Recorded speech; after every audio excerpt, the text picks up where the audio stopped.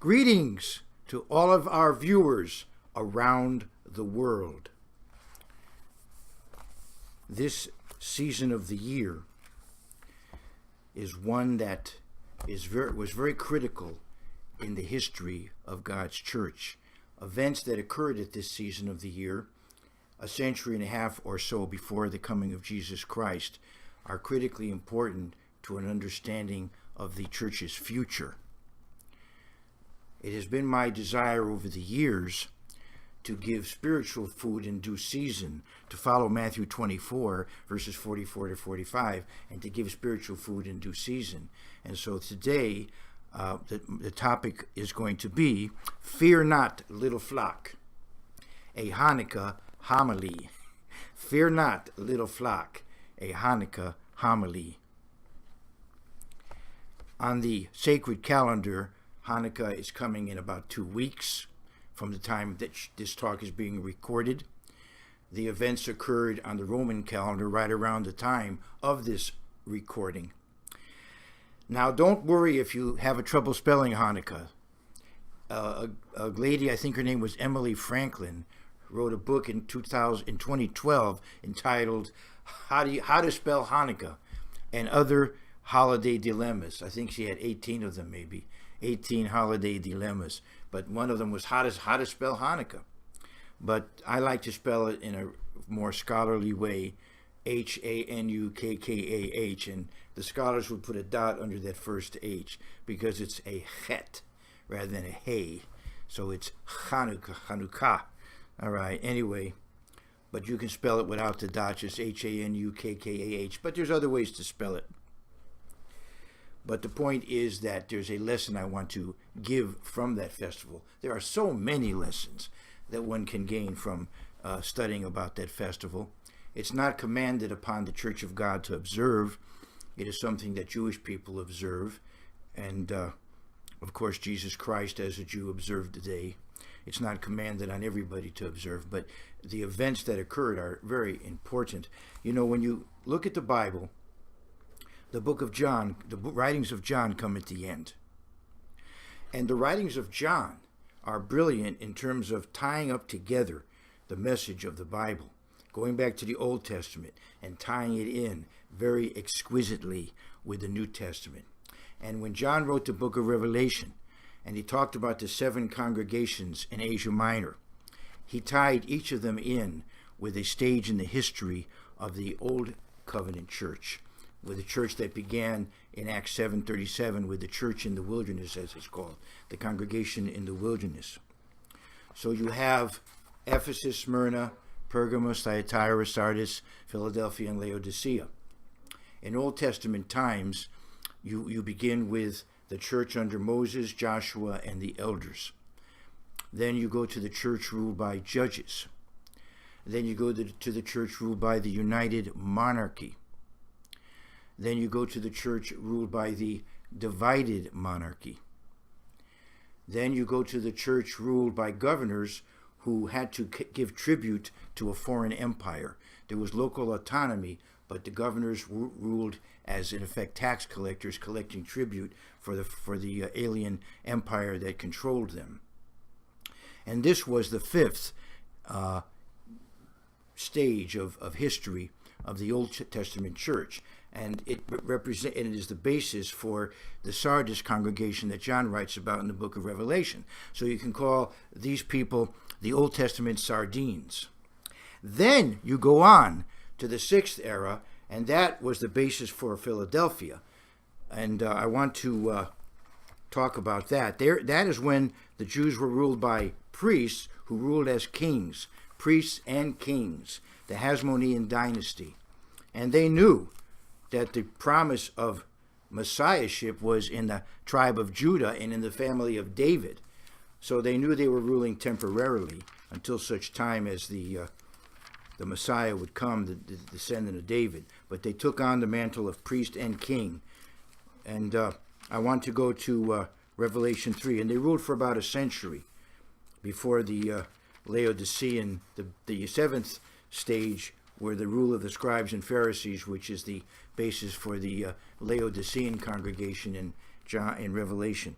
But I want to go to Revelation 3 and verse 8 and what he says about Philadelphia, because this reflects back on the Hasmonean dynasty, the Maccabees, the heroic Maccabees that I'll talk about later on.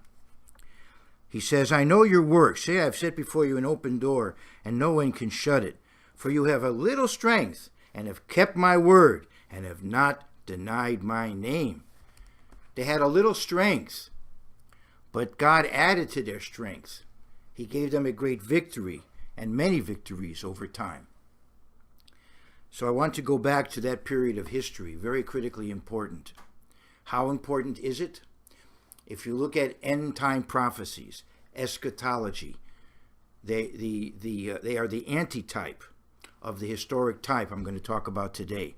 In Matthew 24:15 and verses following, Jesus Christ in the Olivet prophecy utilized the era in history I'm talking about as to foreshadow events occurring right before his return. You find that also in Mark 13:14 and verses to follow. The Apostle Paul, writing his second letter to the church in Thessalonica, 2 Thessalonians 2, the first 8 verses, again gives end-time prophecy based on the events I'm going to talk about today.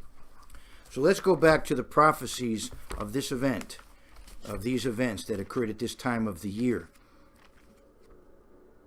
In in Daniel 8. Let's go to the prophecies in Daniel, the 8th chapter.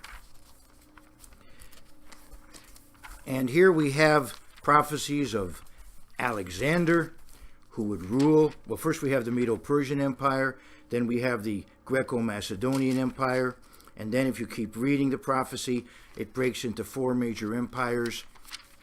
And what's critical is how the church is impacted.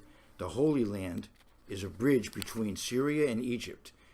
The king of the north, the Seleucid Empire, and the king of the south, the empire of the Ptolemies, and they're battling over the land of Israel. Now, if you're living in Israel, in the land of Israel, in the Middle East, there are 2 options open to you. You're either going to have to be a regional power, or you're going to have to be a doormat. You know, because of the location of that land. So at that time, they were a bridge between 2 empires. And eventually the Southern Empire lost control, and the king of the north controlled the Holy Land. And we'll get to that a little bit later. Let's first get to Daniel 8. I want to go to around perhaps verse 14 or so there of Daniel 8.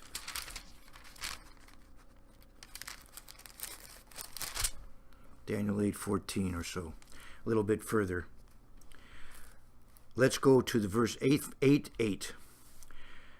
Therefore the male goat grew very great, and when he became strong, the large horn was broken. So this is the Greco-Macedonian Empire. The large horn is Alexander the Great. The large horn was broken, and in place of it 4 notable ones came up toward the 4 winds of heaven, north, south, east, and west of the land of Israel. These 4 empires ruled and competed. And out of one of them came a little horn, which grew exceedingly great toward the south. Oh, so it was north of Israel, but it expanded south toward the east, which, would be toward, what is today Iraq, and toward the glorious land. Oh, so this was an empire that came to dominate the land of Israel, which was where the church was based at that time. And it grew up to the host of heaven, so it began to impact the church and the priesthood. And it cast down some of the host. There were martyrdoms in those days. And some of the stars to the ground and trampled them. So we have here martyrdom of saints, persecution of the church. He even exalted himself as high as the prince of the host. The high priest was replaced by this tyrant who ruled north of Israel, who ruled in Syria, who's known in history as Antiochus IV, Antiochus Epiphanes. I'll say more about him later. But this tyrant thought to intervene in the politics and the power of the of the Jewish people to the south and replaced the high priest with somebody else, another high priest. And later on, another was replaced by him. So he began to treat the priesthood as puppets of him. Very sad. He even exalted himself as high as the priest of the host, and by him the daily sacrifices were taken away, and the place of his sanctuary was cast down. He polluted the temple. He tried to make it into a pagan sanctuary. He tried to impose his religion on the church. He tried to exterminate Judaism in the land of Israel. He was the type of the Antichrist yet to come. Because of transgression, an army was given over to the horn to oppose the daily sacrifices, and he cast truth down to the ground. He did all this and prospered. He did have a brief period of success, and he was trying to stamp out the teaching of God's way of life. Then I heard a holy one speaking, and another holy one said to that certain one who was speaking, "How long will the vision be concerning the daily sacrifices and the transgression of desolation, the giving of both the sanctuary and the host to be trampled underfoot?" And he said to him, "For 2,300 days," but actually that's Erev Boker, 2,300 evening and morning. What? Evening and morning what? Evenings and mornings. Evening and morning sacrifices. He prevented the evening and morning sacrifices 1,150 days, 2,300 of them. Morning, evening, right? 1150 times 2 is 2,300. So 2,300 evenings and mornings, 1,150 days. Then the sanctuary shall be cleansed. Oh, so it was cleansed after that period of time. So what we see, ladies and gentlemen, and I'll say more about this in a moment, ladies and gentlemen, girls and boys, sisters and brothers, what we see in that historically Antiochus defiled the temple. First, he prohibited sacrifices, evidently for 47 days. And then, when it was the right time for him, a pagan festival, he sacrificed to a statue of Zeus, Jupiter, which perhaps was intended to resemble him. And he sacrificed a pig on the altar, the greatest of abominations, to have an idol and an unclean animal sacrificed to it on the altar. And he did that on December 6th of 167 BC. 1,103 days now go by, and now we come to December 14th of 167. It so happens that December 14th of 164. It so happens that December 6th of 167 was the 25th day of the 9th month. You know, the beginning of winter. And so evidently he waited for the winter solstice, and then shortly after the festival commemorating or celebrating the rebirth of light. You know, the lengthening of the days after the beginning of winter. It was a pagan festival, and so he celebrated it as, you know, perhaps the birthday of the sun, and I think he can put his own birthday at that time and celebrated it, and he was trying to, in a way, deify himself. He thought the incarnation of light, the incarnation of God. He called himself Antiochus Epiphanes. He called himself, the Antiochus of Illumination, Antiochus Epiphanes. And so he was, as I said, the forerunner of the Antichrist. He thought he was God incarnate, and he celebrated his birth on the 25th day of the 9th month. So some scholars would call that a kind of proto-Christmas. So he defiled the temple at that time, the abomination of desolation. So 3 years later, on that very day, the 25th day of the 9th month, the Maccabees cleansed it because they had been given a miraculous victory during that period. They had risen up against Antiochus to defend God's way of life, and they had a little strength. They were a small group. They were a guerrilla band. And Mattathias and his 5 sons, family of priests, they were able to vanquish Antiochus. Mattathias died before the victory was achieved. It was achieved by his son Judah the Maccabee, Judah the Hammer, who was one of the great military commanders in Jewish history. So after 3 years, they were able to cleanse the temple on the very day it had been defiled, and so to fulfill this prophecy. And I'm going to go down and where the prophecy is interpreted. Verse 19, and he said, "Look, I am making known to you what shall happen in the latter time of the indignation, for at the appointed time the end shall be." Now, this was going to happen a lot later than Daniel's time, but it was also a type of the end time. And these 1150 days were a type of another period of time that you find in Daniel 12. Daniel 12 mentions a different period of days, because Daniel 12 is talking about the end time. It's talking about the antitype of this type. What happened a century and a half before Christ was a foreshadowing of what will happen right before his return. So the number of days is different. You can look it up in Daniel 12. But this prophecy was fulfilled in 164 BC with the rededication of the temple.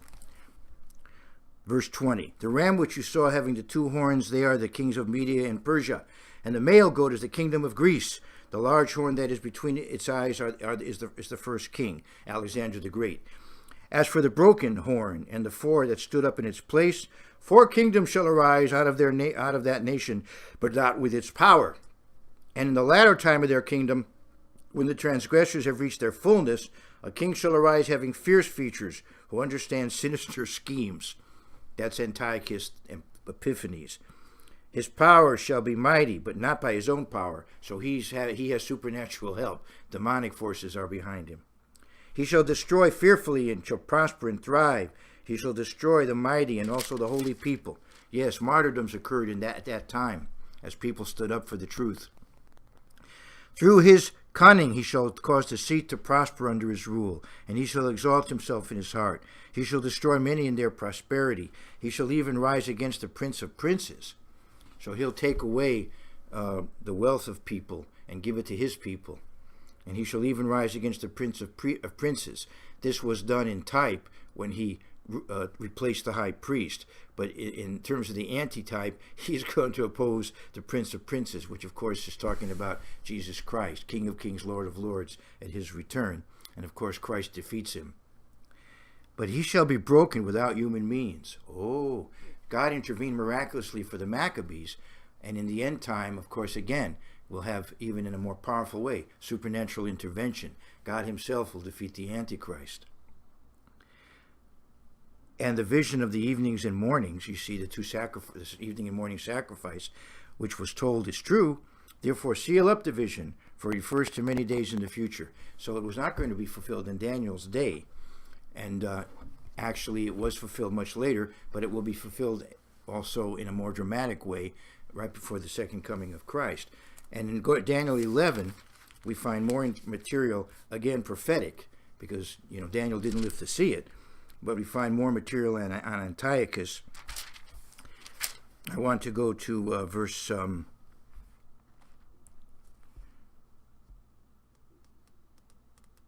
21. And in his place shall arise a vile person, to whom they will not give the honor of royalty, but he shall come in peaceably and seize the kingdom by intrigue. So by plotting, he takes over. And he seems to be so nice in the beginning, but he turns out to be ruthless. With the force of a flood they shall be swept away from before him and be broken, and also the prince of the covenant. So as I said, he replaces the high priest, but this also refers to the Antichrist who will oppose Jesus Christ.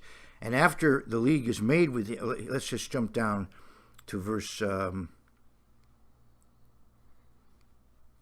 28. He goes to the south, invades Egypt, then comes back and pillages Jerusalem. Verse 28, while returning to his land with great riches, his heart shall be moved against the holy covenant. So he shall do damage and return to his own land. So he pillages the temple, he does harm to the Jews, but then he returns to his own land. And then he tries again to conquer Egypt, and this time he is unsuccessful, and now he's enraged. He wants to make sure that he keeps his grip on the land of Israel. So he comes there and tries to force them to assimilate into his religion. At the appointed time he shall return and go toward the south, but it shall not be like the former or the latter, for ships from Cyprus shall come against him. So these are Romans are beginning to become a power in the Middle East, and the Romans thwart him. For ships from Cyprus shall come against him, therefore he shall be grieved, and return in rage against the holy covenant, and do damage. So he shall return and show regard for those who forsake the holy covenant. He makes a deal with people who want to forsake their religion for the goodies he can offer them. He corrupts them. He he has the carrot and stick, you could say. For those who abandon God's way of life, he rewards them. For those who maintain God's way of life, he tries to crush them. But there are some who go along with him, unfortunately. So there were many of God's people at that time who defected, to the, you could say, to the dark side. And forces shall be mustered by him, and they shall defile the sanctuary forces. So there are 4 steps here in what Antiochus does. Number 1, a military invasion and conquest of the temple area. Number 2, the Gentile armies come into the temple and defile it, make it ritually unclean. Number 3, the sacrifices are abolished. And number 4, a pagan sacrifice is offered, which is the climax, the abomination of desolation. So we have 4 steps there. And forces shall be mustered by him, and they shall defile the sanctuary fortress. Then they shall take away the daily sacrifices, and place there the abomination of desolation. Those who do wickedly against the covenant, he shall corrupt with flattery. Yes, there are those who are disloyal, who are apostates. But there are those who remain faithful. The family of Mattathias, the Maccabees, the heroic priests who lead a war against this tyrant. Excuse me. And God gives them a miraculous victory. It's in history, it's discussed as the first war for religious freedom. Daniel 11, verse 32. Those who do wickedly against the covenant, he shall corrupt with flattery. But the people who know their God shall be strong and carry out great exploits. And so this begins the 6th era of the Old Covenant congregation, the Philadelphians. They are strong and carry out great exploits because God is inspiring them and directing them. And he gave them a victory. And so within a short period of time, miraculously, they're able to drive out Antiochus's forces, and they're able to cleanse the temple, and they rededicate the temple on the same day that he had defiled it 3 years earlier. And then it became a festival, a time of feasting, for them to have preserved God's way of life, to have preserved their nation as a theocracy under God. And so if you look back at history, when Solomon dedicated his temple, there was an 8-day period there. In 2 Chronicles 29:17, when Hezekiah rededicated the temple in his day, there was an 8-day period connected with it. But there's more to the story. These people were on the go, you could say, battling a guerrilla war, and they couldn't really keep the Festival of Tabernacles. So now, in the 9th month, a couple of months later, they had a kind of mini Festival of Tabernacles. Now, you don't go out and live in a booth in the winter in the land of Israel. So how do you keep the Festival of Tabernacles? Very likely that is why this festival was called by Josephus Lights. It's called the Festival of Lights. Why were they lighting torches, lighting lights to keep the Feast of Dedication? Well, one reason was, of course, the light in the sanctuary had been put out and had to be rekindled. But beyond that, during the Festival of Tabernacles, it was the custom anciently to have torchlight parades in Jerusalem in commemoration of how God had directed the Israelites in the wilderness by a pillar of fire by night. Remember, if in Leviticus 23, verse 40, around there, why do you keep the Feast of Tabernacles? Do you remember that God caused us to dwell in booths when we left Egypt? We were in temporary dwellings in the wilderness when we went from Egypt to the Promised Land.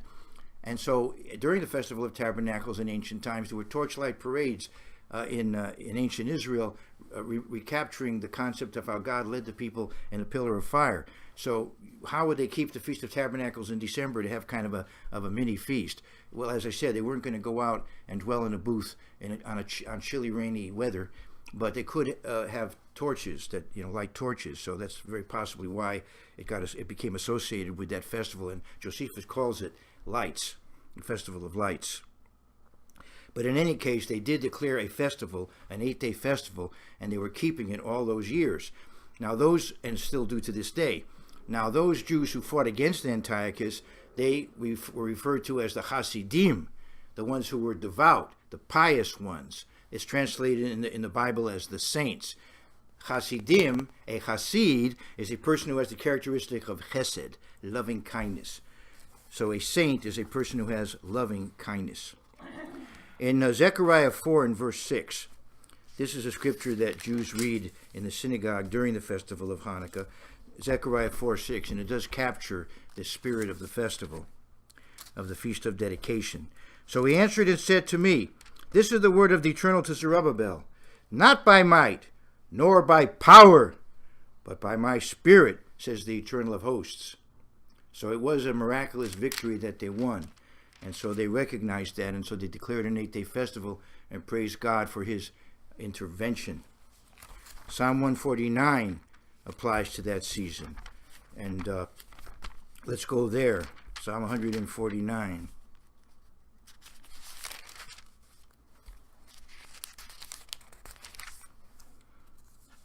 In Psalm 149, we have a prophecy of the resurrection. And as I said, as I'm implying, the victory of the Maccabees over Antiochus is a foreshadowing of the victory of the church over the Antichrist. And it's going to be supernatural. But the victory of the church over the Antichrist is going to be accomplished by Jesus Christ and the resurrected saints. And so it's connected to Jesus Christ's return and the resurrection. So let's take a look at Psalm 149 and verse 5. It says, let the Hasidim, the saints, be joyful in glory.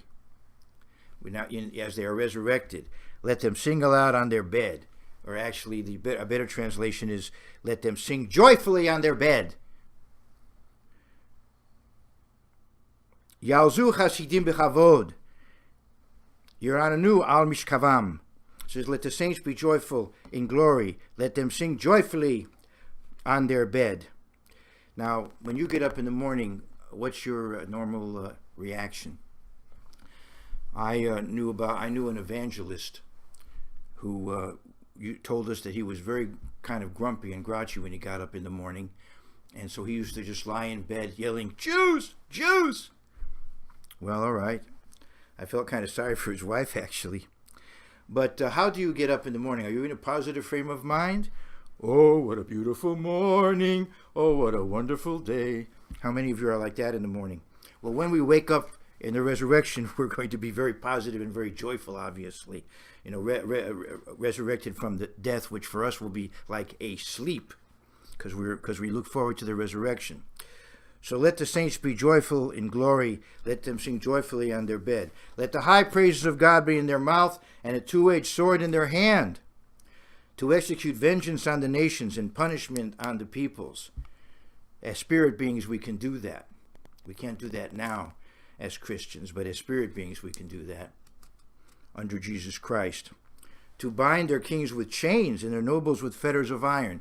We will have the opportunity to liberate humankind. We will have the opportunity to imprison the tyrants who rule the world at that time and oppress God's people at that time.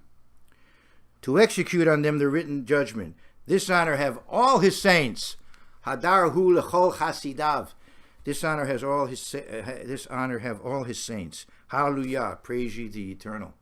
So the events of the Feast of Dedication that are commemorated from year to year at this season of the year point us to that ultimate victory of the saints over the Antichrist.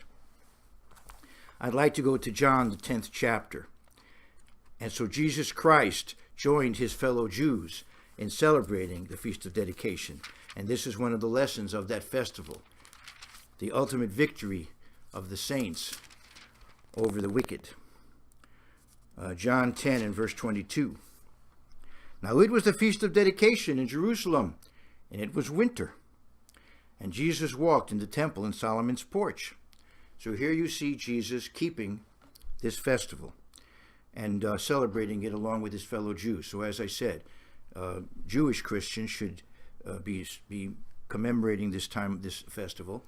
And others, I would say, I recommend that you study the history of this season of the year in order to understand the prophecies of the end time, in order to have an appreciation for the history of the church.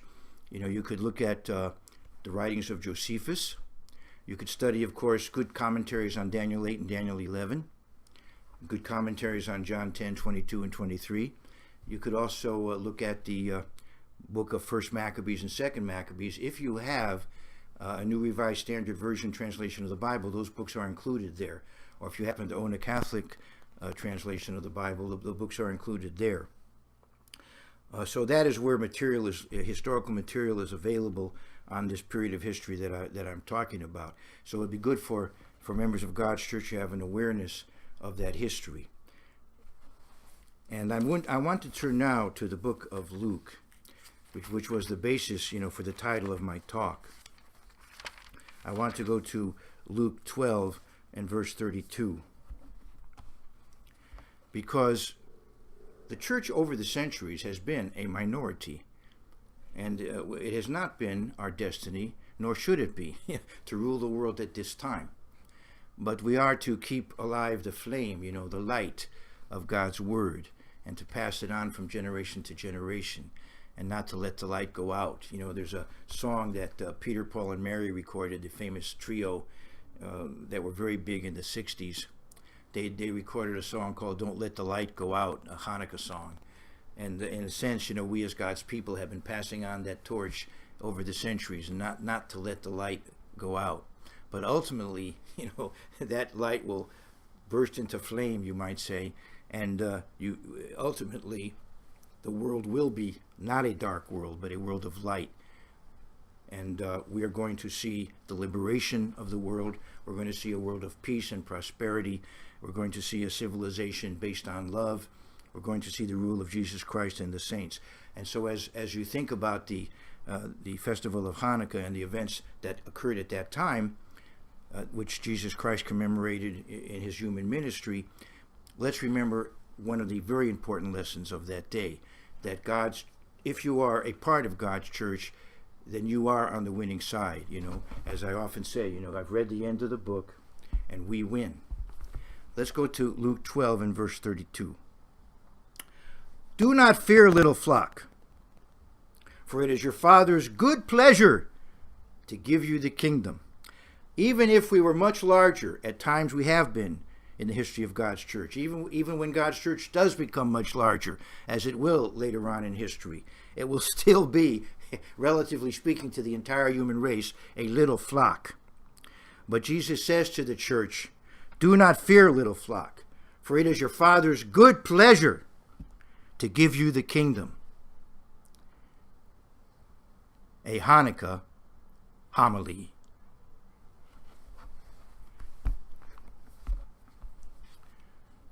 I want to thank you for your interest in this ministry, and if what I have said encourages you to ask some questions and do some research, be very happy to respond. There's a couple of weeks to go before the actual 25th day of the 9th month. As I'm recording this, there's time left, and so you could possibly do further research on it, and we could have some interaction on that. I'd also like to let you know that as you hear this talk, a couple of weeks from today, an audio version of this talk is not going to be the same one. I'm going to give something similar. Is going to be available through a congregation in Brandon, Florida, called the Church of the Sovereign God. I'm going to be giving a sermon there this afternoon. If you happen to hear this talk during this day of December 10th, 2016, later on today, I'll be giving a sermon that will be live streamed from Brandon, Florida, by the Church of the Sovereign God. And then in a couple of weeks, the audio will be available, so you'll have an opportunity to perhaps reinforce some of the ideas that I've covered here. But in the meantime, all the best to you and yours.